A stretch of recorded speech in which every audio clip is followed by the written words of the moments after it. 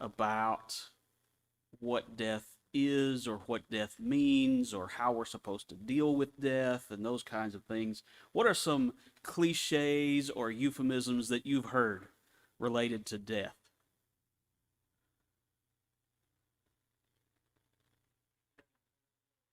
They're in a better place. All right. What else?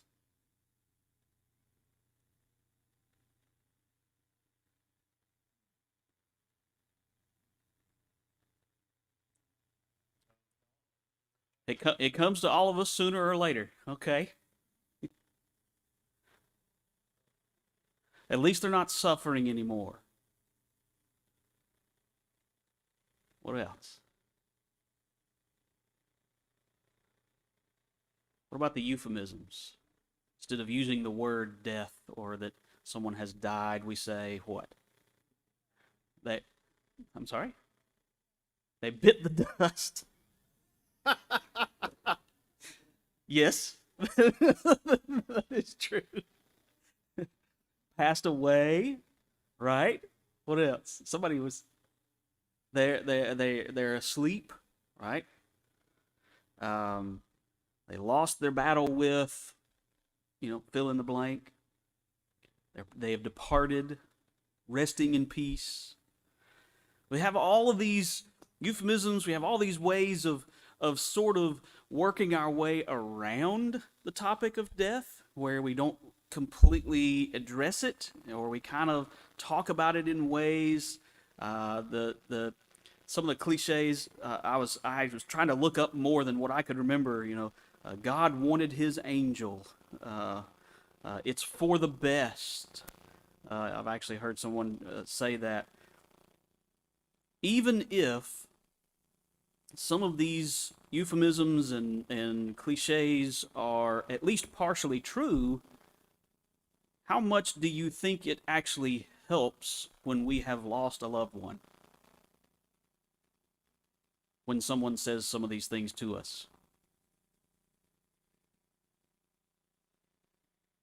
Not much. I've never.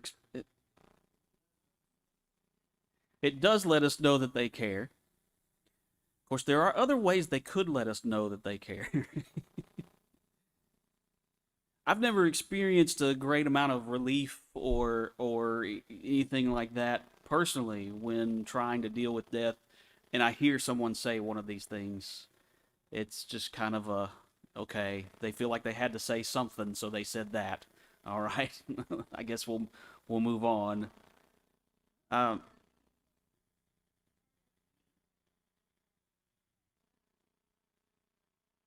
Okay. All right. Sarah Nell brings up a great point. If you couldn't hear what she was saying, are there really any words that are going to have that much of an effect on us or bring us that much relief in that moment? And the answer is usually no, not likely.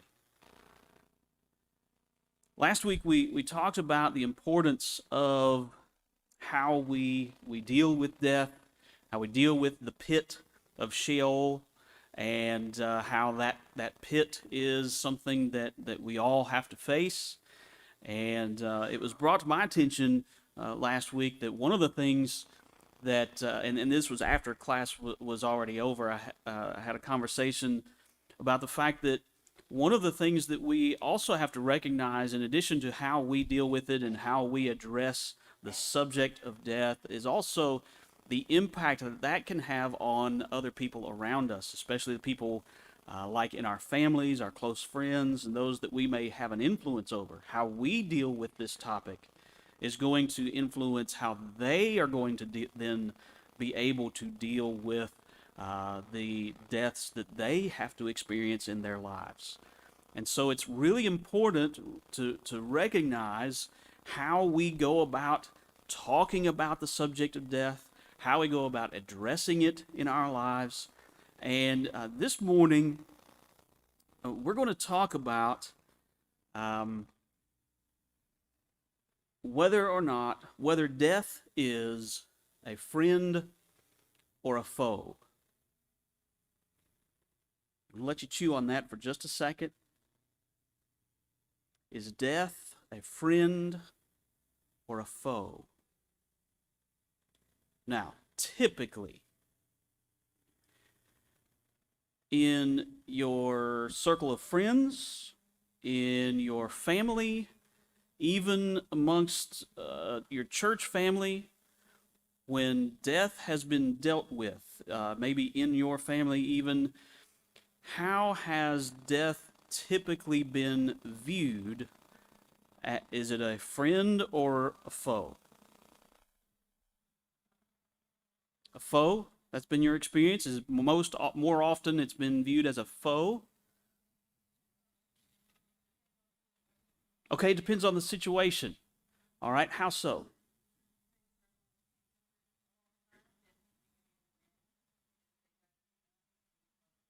Okay, all right. So if it is someone who has been struggling for a long time with a long illness, then perhaps death itself is friend. It's helpful. But sometimes it comes on suddenly, and it's a foe. As I was reading this week, the idea, even scripturally, the concept of death as a foe could be based on the fact that, of course, death is the result of what?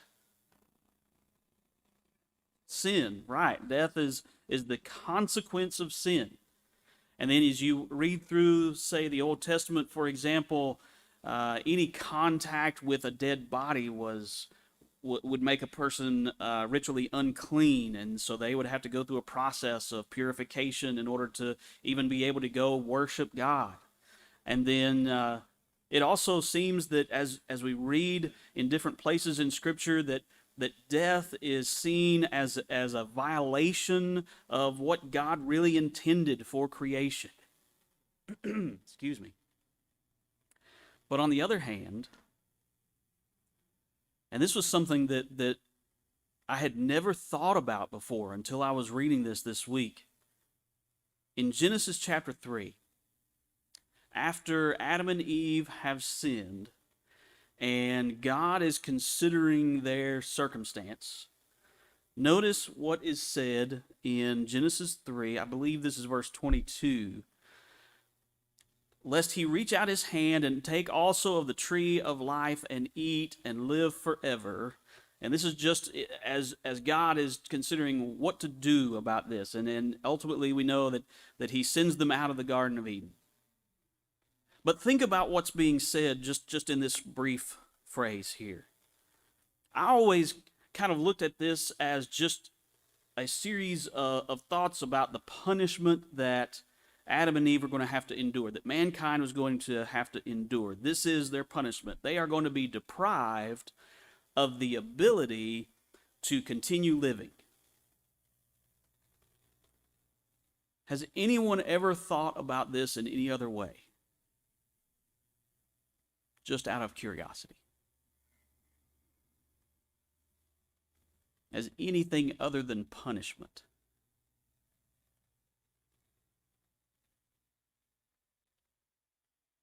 Okay, so we said that death is the consequence of sin.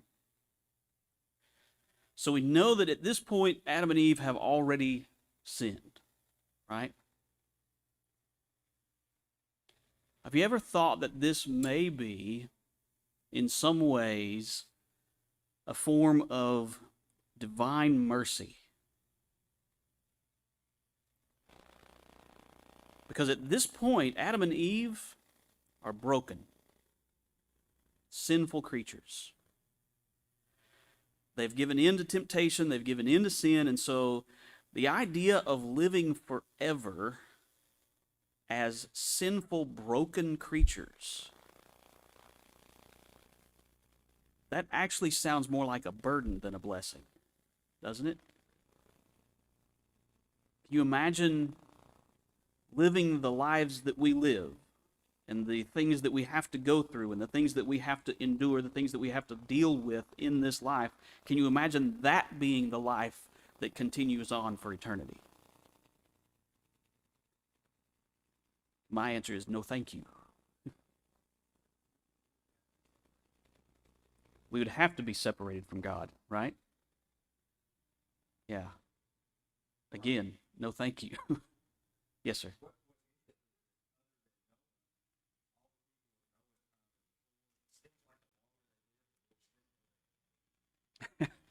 Right. Oh yeah, that's a great point. Right. Right. When you look at how long every the humanity was living prior to the days of Noah, hundreds and hundreds and hundreds of years, and we see that we go all of 5 chapters really from the beginning until we start reading about how terrible things were getting on the earth, right? Everything from Babel on to the flood, and it's just terrible. And this point Scott was making that is that we see just how things just degraded further and further down as humanity lived longer and longer. We just finished talking about hope for several weeks. We talked about the hope that we have, especially as we look at the world around us, and we have a tendency to be very cynical, very discouraged by what we see around us. And the reason we need reminders of that hope is simply because the world around us is not holy. It's not something that is going to be living by God's standards, and so it is not a situation in which we find ourselves completely surrounded by good and light. There's a lot of darkness.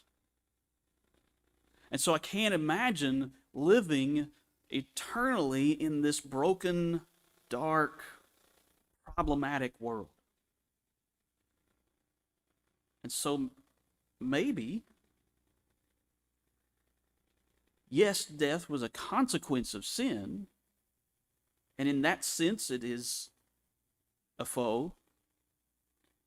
But maybe we also see some of God's mercy in the fact that He didn't allow Adam and Eve to live forever and have access to that fruit.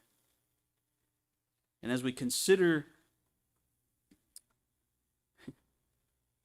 as we come back again to this idea of friend or foe, I think a lot of times, in a lot of ways, the answer is yes. That death is both. And sometimes even in the moment, in times of our lives when we are having to address this topic, it's still both. How else are we supposed to move on toward eternity in heaven? Right, yeah. I think death is going to be a wound that we are going to struggle to heal, but it's also something that can be welcomed. And I want us to look at these two options a little closer this morning. On the side of death as a potential friend, let's start there. Let's start with death as a teaching tool. All right. So I think there are some of you who may identify with this description of the end of Abraham's life. All right, this is in Genesis chapter 25. These are the days of the years of Abraham's life. Well, this is not the part you would identify with. 175 years. But listen to this description. Abraham breathed his last and died in a good old age, an old man and full of years. I want you to think about that for a second. An old man and full of years. I read this week about a guy who was doing a Bible study regularly with a group of people in an assisted living facility. And of course, they were all fully cognizant of everything that was going on. Their minds were still very sharp, but their bodies were beginning to fail them. and they needed a little help with different things. And as the topic of death actually came up in conversation with them, this guy, he thought that their reaction to death would be the same as his, that it's something to be avoided, it's something to treat as this terrible enemy that we have to face. But every single one of them in the room said, no, we kind of look forward to it. We're okay with it. And he said, well, why? And their answer was that it would be far worse to go through life trying to cling to this life through one medication or another, or one technological advance or machine after another, because that would be a miserable existence when they could simply just trust God to get things taken care of in the end. And he was surprised to hear that they weren't dreading that day the way that he kind of was at this point in his life.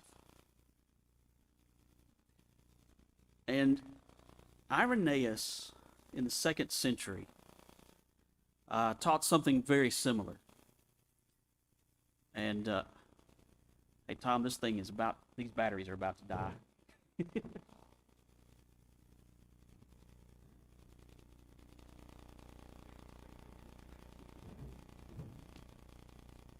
So Irenaeus was a theologian in the 2nd century.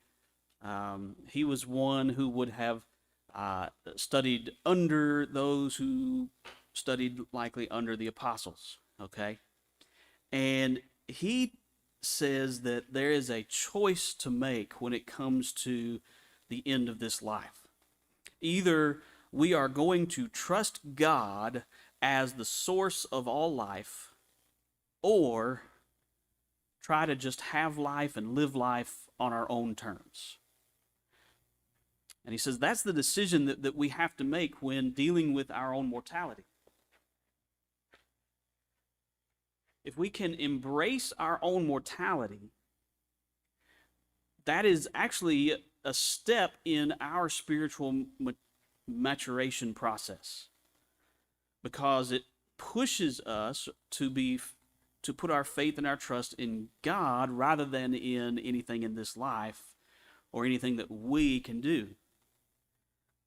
Now, Irenaeus, you see here, he lived about 70 plus years, and in some ways you might look at that and say, well, that's easy to say when you live 70 plus years. Okay, I can just trust God to handle it. Or maybe it's easy to embrace death when you're a good old age, like Abraham was. But what was going on when Irenaeus was alive? Or maybe more specifically, what was going on with Christians when Irenaeus was alive? A lot of persecution. Significant persecution, even persecution by the state.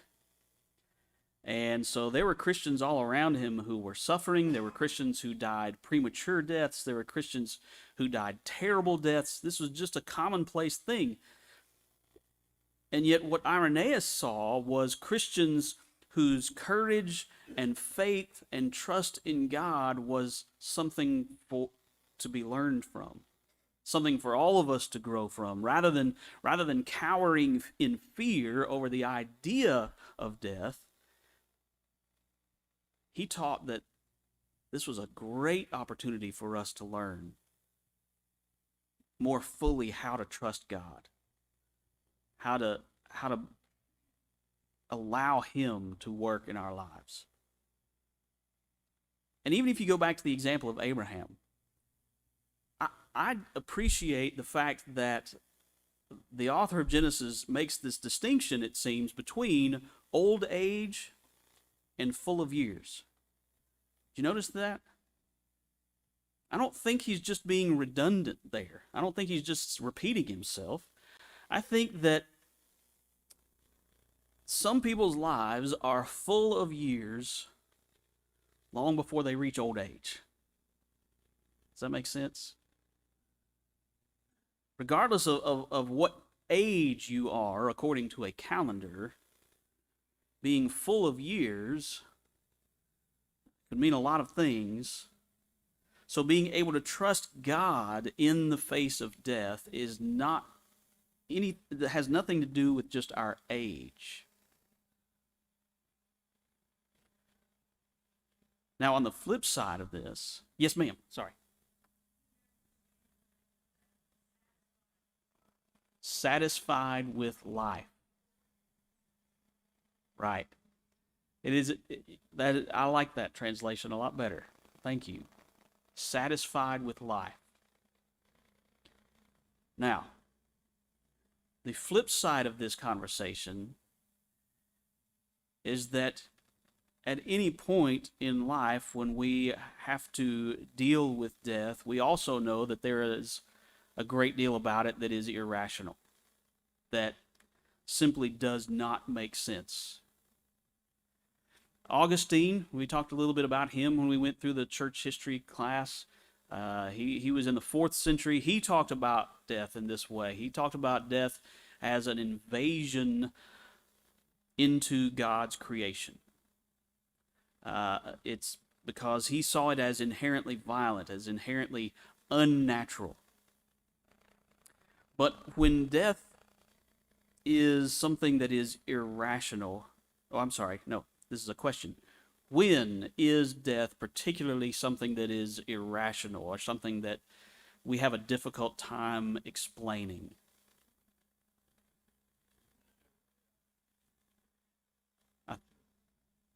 When children die.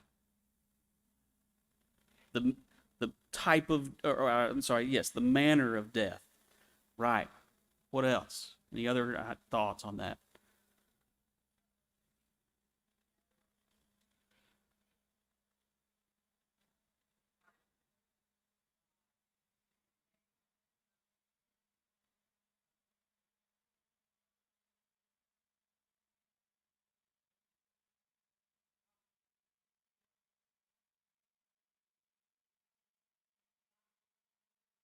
Right, right. So sometimes we see this incongruity between those who are doing good with their lives, who are living their lives for God, and then their lives come to an end much sooner than some of the evil that we see in the lives of others.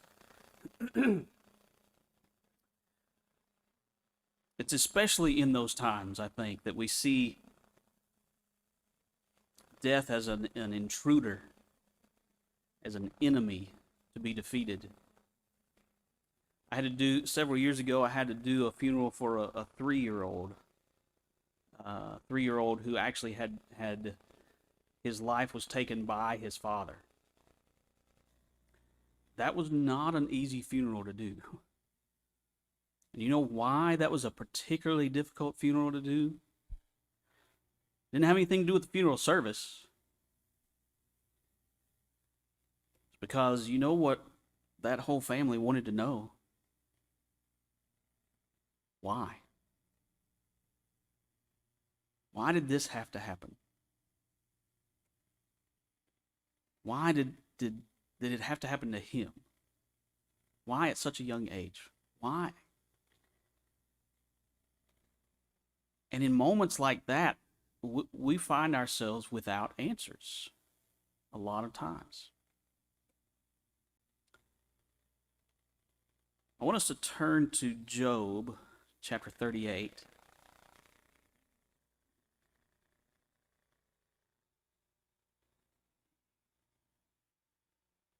Now, before we start reading, what happened to Job in his life?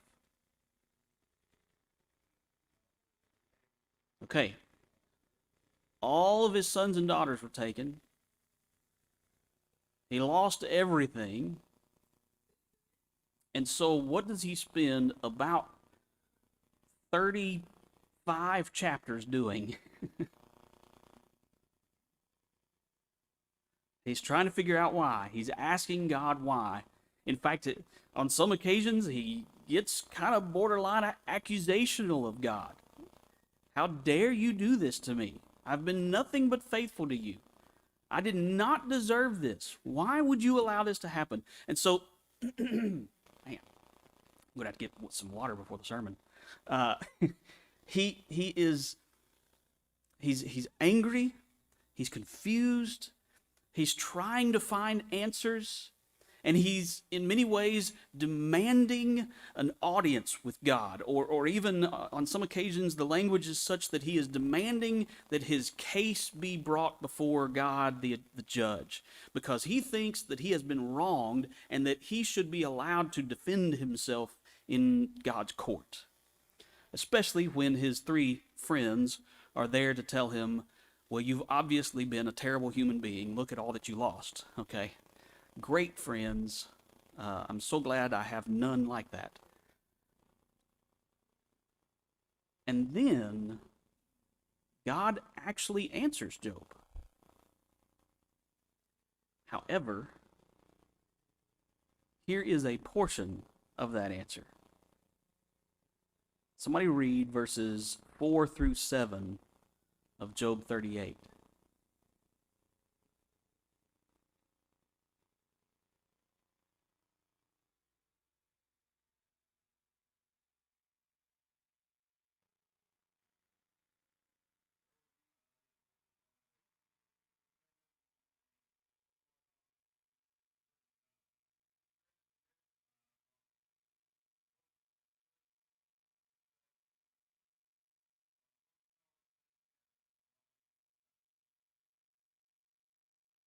Okay, so what is God's answer? Okay, he's essentially putting Job in his place. Because, one, God doesn't owe us anything, much less answers to every question we have. But he essentially says, Job, I'm the one in charge. I was the one who created all this that's around you. And ultimately, God's answer to Job is you need to trust me.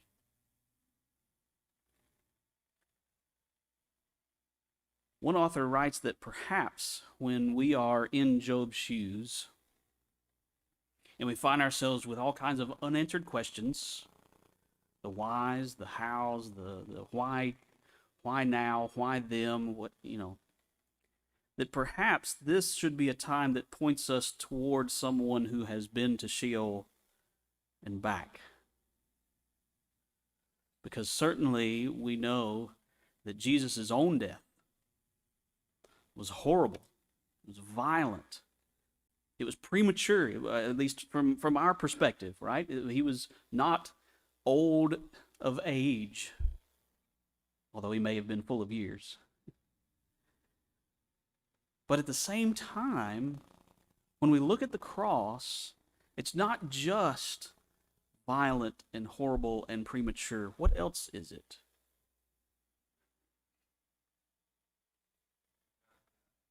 It was not just, right? And yet, yes.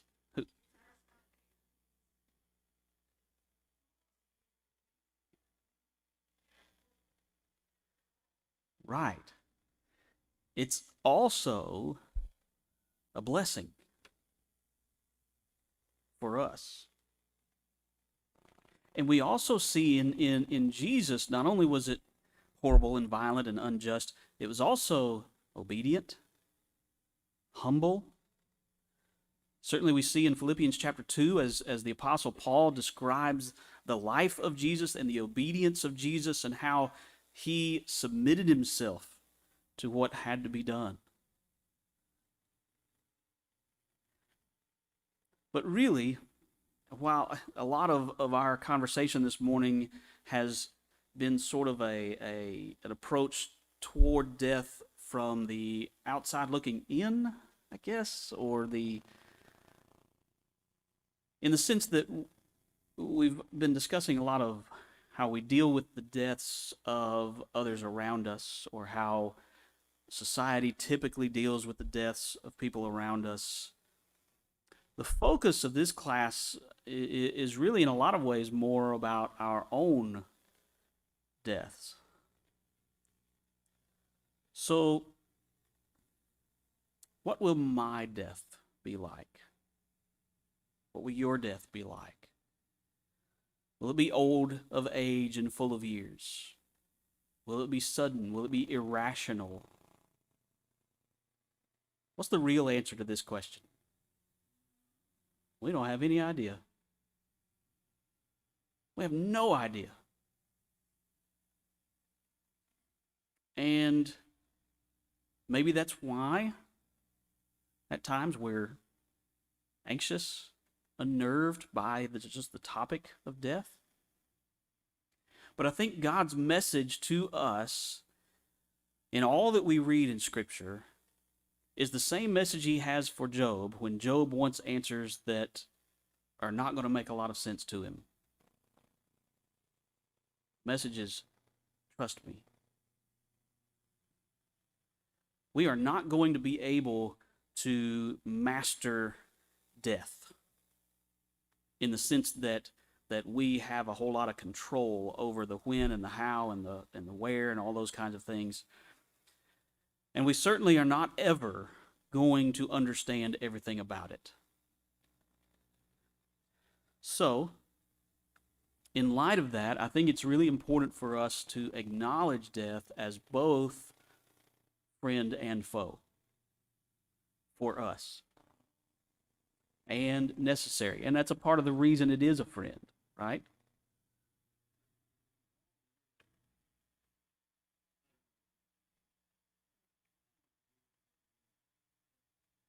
Right.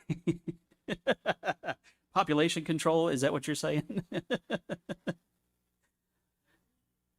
and population control, resources.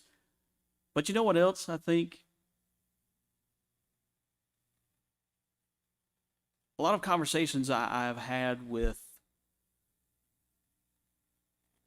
especially older folks. I mean, ones that are approaching or in their hundreds. A lot of them are tired. Just tired of life. And I think in a lot of ways we have to acknowledge that death isn't completely an enemy. It's going to leave an open wound. It's going to leave us scarred. And we don't have to accept all those cliches and euphemisms about it as something that is going to actually help us in some way. But when we think about life, the life that we live in the face of death, I think we can also acknowledge that regardless of our age, the reality of our mortality and the reality that it is not something that we can control or have mastery over should lead us and push us toward seizing the day.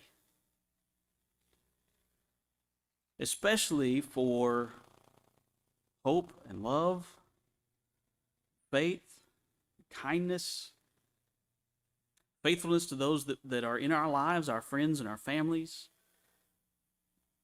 courage in the face of adversity, etc., etc., etc.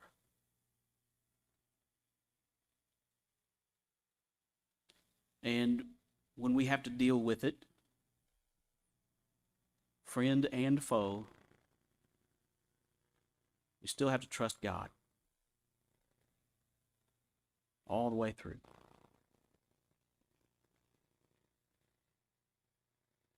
What other thoughts or questions or anything have gone through your mind while we've been talking this morning? Yeah.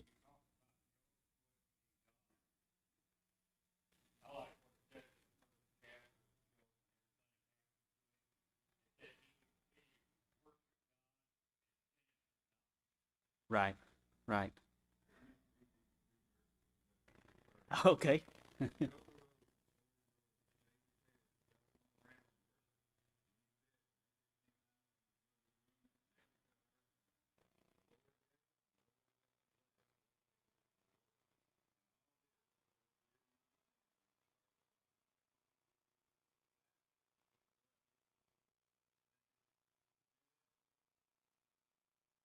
Yeah, it is. It is. And, I mean, it's amazing to look at Job and see him worshiping as first response, right? So our first response is usually not a great one.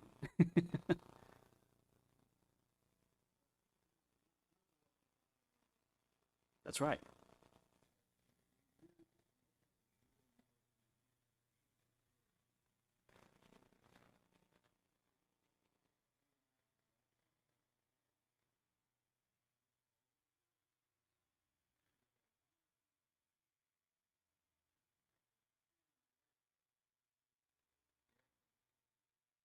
Right. It's further out of our minds until certain stages of life, right? And I think that's a part of the challenge of this study is to make sure that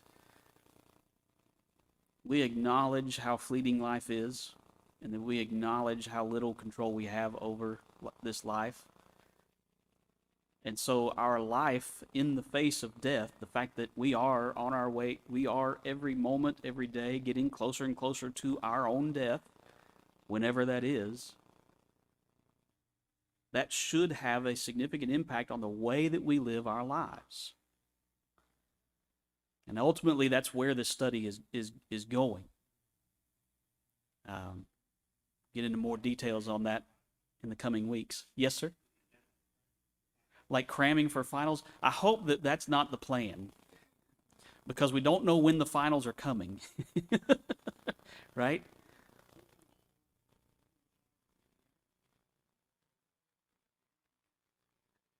Uh,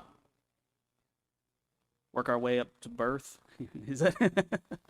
Well, and the idea is that we have to acknowledge that it is legitimately something that we all have to be willing to deal with, regardless of the age, regardless of how full of years we are.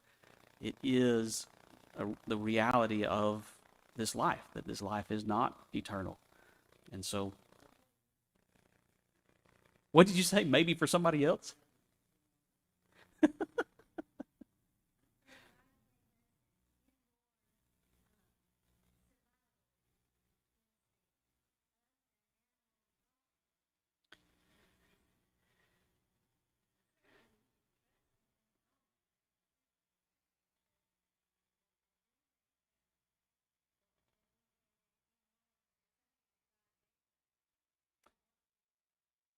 That that we do try to survive. We don't set out to do things that are going to hasten our death, I guess. All right, let's have a prayer together, and then we'll be done with our class for this morning.